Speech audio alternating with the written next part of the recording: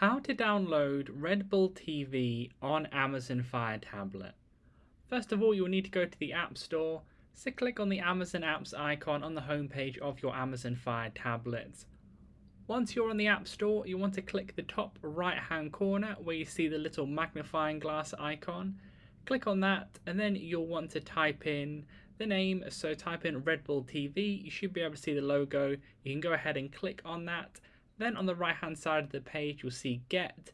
Click on Get, then towards the middle you'll see Free Download and then the green download button. You'll want to click on that green download button there.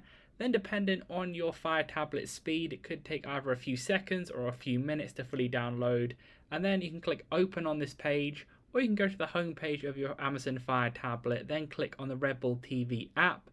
There you'll be able to log into an existing account or sign up for a new one and use it as you wish. So please leave a like on the video if that helped and subscribe for more helpful videos.